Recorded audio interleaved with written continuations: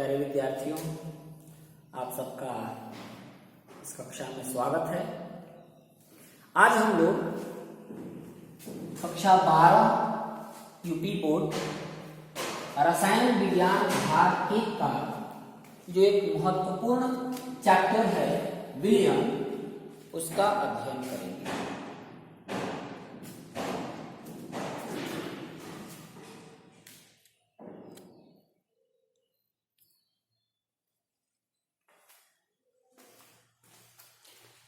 यह वीडियो आपके परीक्षा के दृष्टिकोण से या विलयन चैप्टर से प्रतियोगी परीक्षाओं में जो प्रश्न पूछे जाते हैं उस दृष्टिकोण से अत्यंत महत्वपूर्ण है। यदि इस वीडियो को आप ध्यानपूर्वक देखते हैं और साथ साथ नोट्स डेवलप करते हैं इसकी सहायता से, तो निश्चित रूप से आपको यूपी बोर्ड की आगामी परीक्षा में अवश्य मदद मिलेगी और साथ ही साथ प्रतियोगी परीक्षाओं में भी अवश्य मदद मिलेगी। तो आइए शुरू करते हैं चैप्टर विलयन। देखिए, सीधे सीधे मैं बात करूंगा और बिल्कुल सरल तरीके से, आसान तरीके से, जिससे आप लोगों को 100% आसानी से समझ में आ जाए। तो चलिए हम शुरू करते हैं। देखिए, विलयन, तो सबसे पहले विलयन को परिभाषित किया जाए कि भाई विलयन क्या होता है, विलयन किसे कहते हैं। पिछली कक्षाओं में आप लोगों ने जरूर पढ़ा होगा विलयन के बारे में। 12वीं के विद्यार्थी हैं आप, तो निश्चित रूप से आपने विलयन को समझा होगा, स्पष्ट किया होगा। फिर भी हम सरल भाषा में बताने का प्रयास कर रहे हैं। देखिए, विलयन क्या है, आप नोट करके स्पष्ट कर दे रहे हैं कि दो या दो से अधिक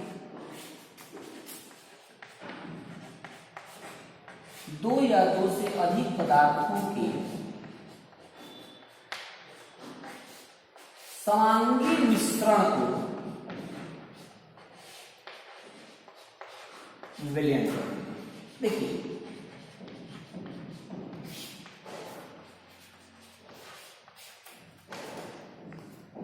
दो या दो से अधिक पदार्थों के समांगी मिश्रण को विलयन कहते हैं। विलयन एक ऐसा निकाय है जिसमें दो या दो से अधिक पदार्थ मिले होते हैं और उन पदार्थों के मिलने से एक समांगी मिश्रण तैयार होता है, एक समांगी पदार्थ तैयार होता है। एक ऐसा पदार्थ तैयार होता है जिसके समस्त भागों का संगठन समान होता है।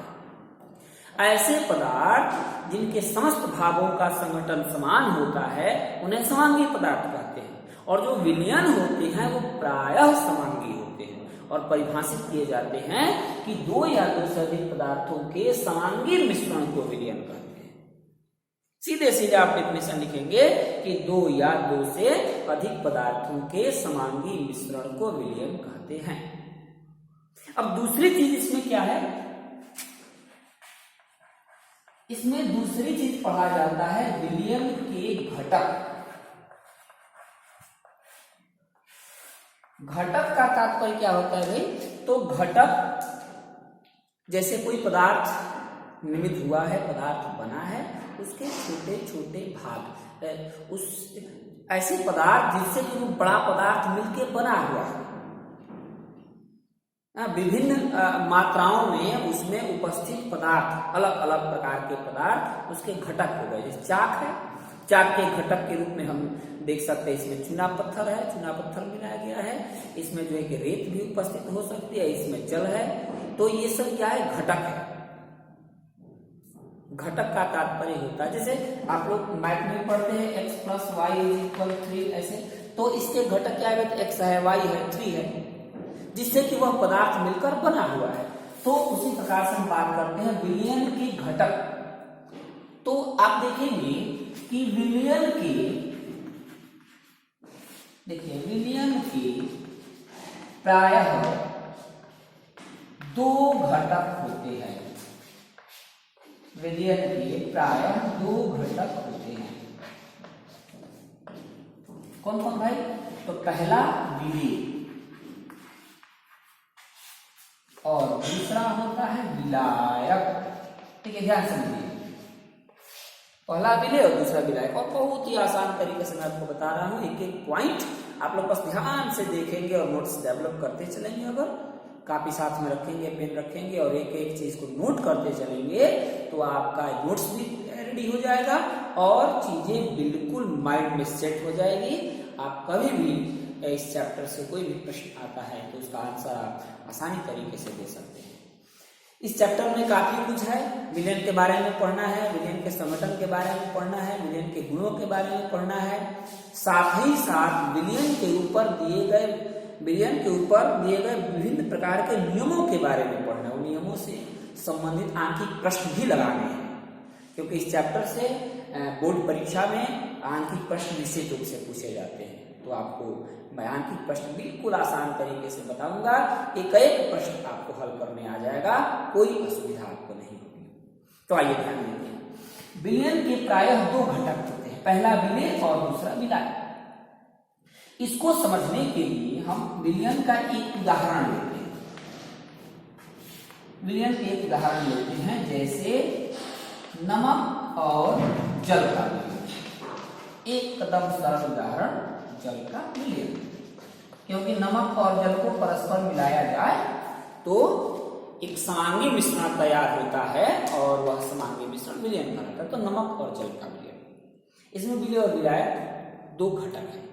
देखिए बहुत आसान तरीके से आप समझ सकते हैं। इसमें जो नमक है वो जल में घुला हुआ है, अर्थात जल नमक को घोले हुए।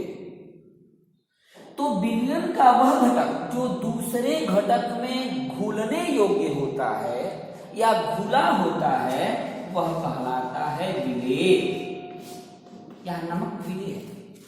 और विलयन का वह घटक जो एक घटक को अपने में घोल लेता है वह कहलाता है विलायक। यहां जल जो है वो विलायक।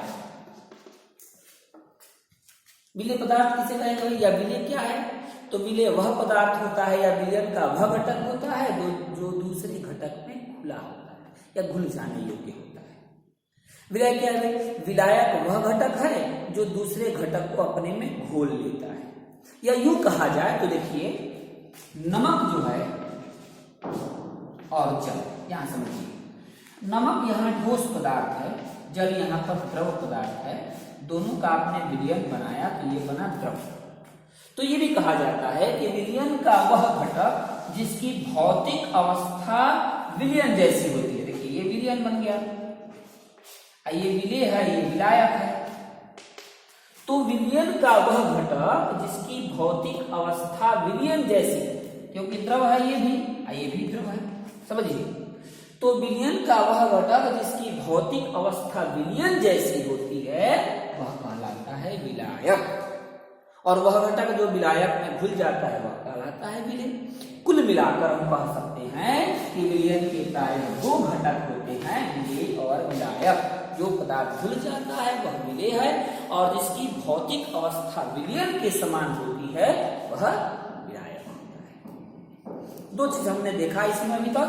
एक हमने बताया विलयन, दो या दो से अधिक पदार्थों के समांगी मिश्रण को विलयन कहते हैं। उदाहरण में आप यहाँ दे सकते हैं, अल्कोहल जल का विलयन, नमक जल का विलयन, अल्कोहल जल का विलयन, या फिर नीचे उदाहरण यहाँ प्रस्तुत किए नमक और जल का विलयन।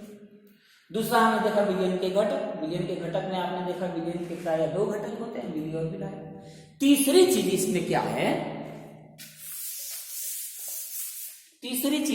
है? महत्वपूर्ण, आगे पढ़ेंगे हम लोग विलयनों के प्रकार। विलयनों के प्रकार, विलयन है कितने प्रकार के होते हैं समझिए। देखिए विलयनों के प्रकार को समझने के लिए, विलयन तो बहुत प्रकार के होते हैं, कई प्रकार के विलयन होते हैं, लेकिन विलयनों के प्रकार को स्पष्ट करने के लिए अलग अलग आधार दिए गए हैं। उन आधारों पर हम विलयनों को वर्गीकृत कर सकते हैं या उनका प्रकार बता सकते हैं। जैसे पहला आधार जो है वह है विलेय तथा विलायक की अवस्था।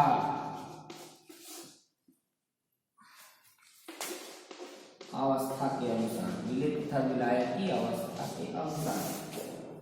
दूसरा है विलेय की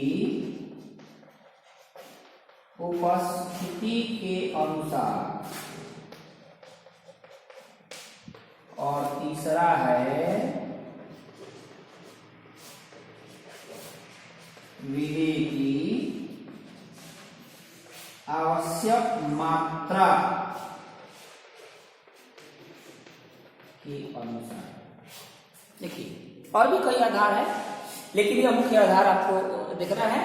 विलेय तथा विलायक की अवस्था के अनुसार, विलेय की उपस्थिति के अनुसार, विलेय की आवश्यक मात्रा के अनुसार। जिसमें हम लोग पहला चर्चा करते हैं विलेय तथा विलायक की अवस्था के अनुसार। हम जानते हैं पदार्थ की मुख्य रूप से तीन अवस्थाएं ज्ञात है, ठोस, द्रव और गैस। इन तीन अवस्थाओं के आधार पर विलेय तथा विलायक की अवस्था को मानते हुए विलयनों का प्रकार बताया जा सकता है। विलेय तथा विलायक की अवस्था के अनुसार विलयन 9 प्रकार के होते हैं। 9 प्रकार जैसे भाई, तो पहला जो होता है वह है ठोस और ठोस का विलयन, समझिए। दूसरा है ठोस और द्रव का विलयन।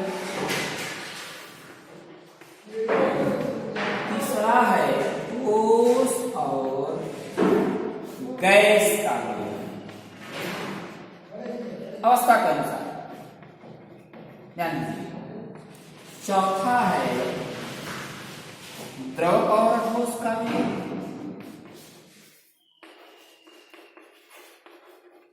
इसमें आप पहले वाले को विलेय मान सकते हैं, दूसरे वाले को विलायक मान सकते हैं। द्रव और ठोस का विलयन। पांचवा है द्रव और द्रव का विलयन। छठवा है द्रव और गैस का विलयन। गैस का विलयन। इसी तरह से सातवां आप लोग समझ रहे होंगे,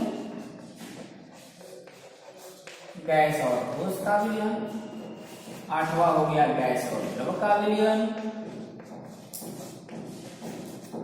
और 9 नंबर हो गया गैस और गैस का विलयन।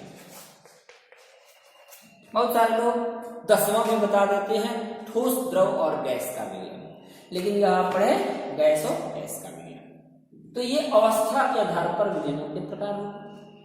अब विलेय की उपस्थिति के अनुसार, तो उपस्थिति के अनुसार का तात्पर्य क्या है यह समझिए। जैसे कि यहां पर 2 पात्र इस प्रकार से लिए जाए और दोनों में समान मात्रा में विलायक को ले लिया जाए। ये विलायक हो गया, दोनों में समान मात्रा में हमने विलायक लिया है, और इसमें जो है समान मात्रा में इसमें हमने विलेय डाला। विलेय डाला तो पहले में 2 ग्राम डाला, दूसरे में 4 ग्राम डाला विलेय। तो देखिए एक में अधिक हो गया, थोड़ा कम हो गया। विलेय की उपस्थिति के अनुसार कितना हमने विलेय किसमें डाला है, विलेय की उपस्थिति के अनुसार विलयन प्रायः 2 प्रकार के हो जाते हैं। एक होता है तल विलयन और एक होता है सांद्र विलयन। संविलयन और सांद्र विलयन। तल विलयन को परिभाषित कर सकते हैं कि वह विलयन जिसमें विलेय की मात्रा अपेक्षाकृत कम होती है, तुलना किया जाता है। इसमें तुलना करके ही आपको बता रहा है कि वह विलयन जिसमें विलेय की मात्रा अपेक्षाकृत कम होती है उसे तन विलयन कहते हैं, और वह विलयन जिसमें विलेय की मात्रा अपेक्षाकृत अधिक होती है उसे सांद्र विलयन कहते हैं। तो 2 हो गया। जैसे याद रखिए, एक में हमने 2 ग्राम डाला, एक में 4 ग्राम डाला, तो 2 ग्राम वाला जो है वो 4 ग्राम वाले की अपेक्षा तनु है। 4 ग्राम विलेय वाला जो विलयन बना है वो 2 ग्राम की तुलना में सांद्र मीन्स गाढ़ा, तनु मीन्स पतला। इसी को डाइल्यूट और कंसंट्रेट कहते हैं। डाइल्यूट यहाँ पर जैसे लिख दिया जाए डिल H2SO4 यानी तनु सल्फ्यूरिकम, और कांक लिखते हैं H2SO4 यानी कंसंट्रेटेड सल्फ्यूरिकम अर्थात सांद्र सल्फ्यूरिक। जल की मात्रा कम है पहले वाले की तुलना में। तो उपस्थिति के अनुसार विलयन दो प्रकार के, तन विलयन और सांद्र विलयन। अच्छा, तीसरा हमने लिखा था कि आवश्यक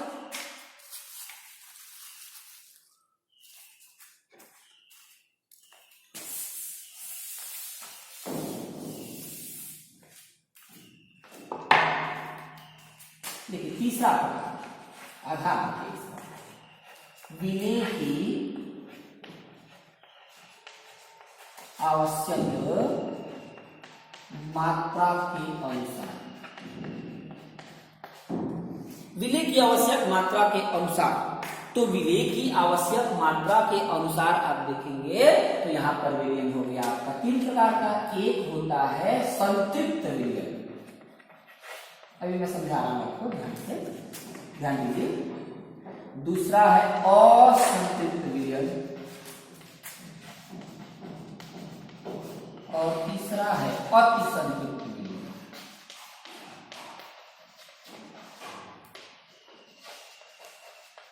देखिए, विलायक की एक कैपेसिटी होती है, क्षमता होती है कि वह कितना विलय को खोल सकता है, या विलय की भी एक क्षमता होती है कि वह विलायक में कितना घुल सकता है।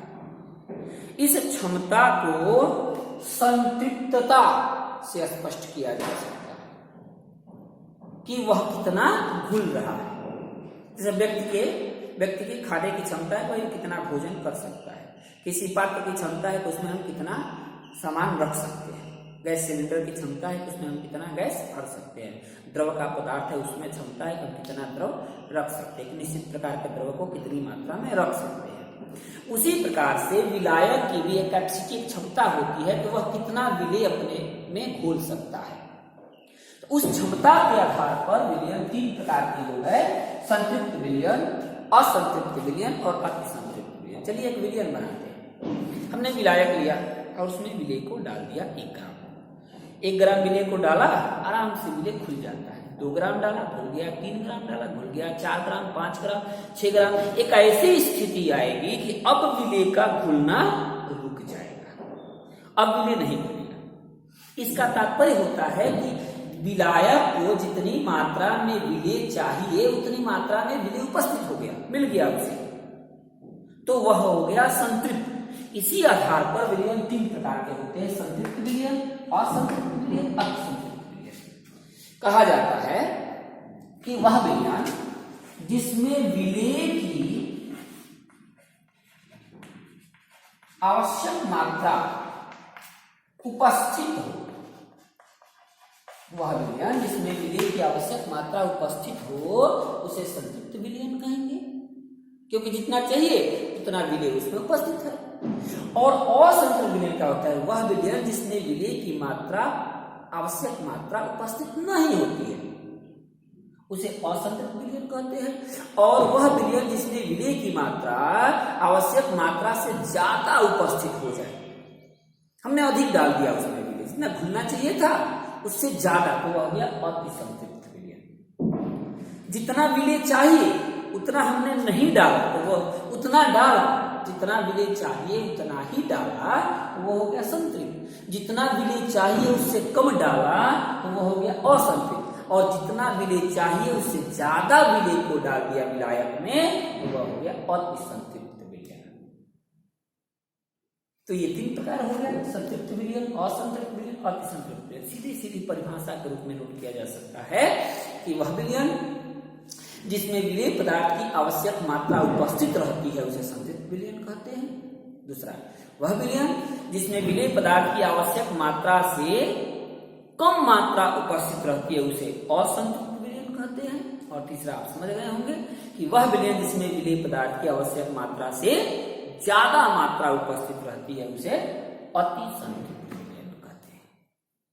अच्छा, और भी कई है, जैसे अम्लीय विलयन, क्षारीय विलयन, उभयधर्मी विलयन, उदासीन विलयन, है ना, तो वो अलग बात है। लेकिन यहाँ पर हम लोग विशेष रूप से हम लोगों ने देखा अवस्था के आधार पर विलयनों के प्रकार, विलय की उपस्थिति के अनुसार विलयनों के प्रकार और विलय की आवश्यक मात्रा के अनुसार विलयनों के प्रकार।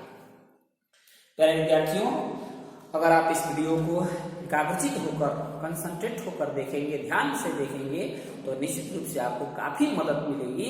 और साथ में यदि आप नोट्स डेवलप करेंगे तो और भी ज्यादा मदद मिलेगी। कल मैं आप लोगों को, या अगली वीडियो में मैं आप लोगों को विलयता के बारे में बताऊंगा, जो कि बहुत ही महत्वपूर्ण है और परीक्षा में विलयता से संबंधित प्रश्न पूछे जाते हैं। तब तक इस वीडियो को अंत तक देखिए और इसे रिवाइज कीजिए, नोट्स बनाइए, आगे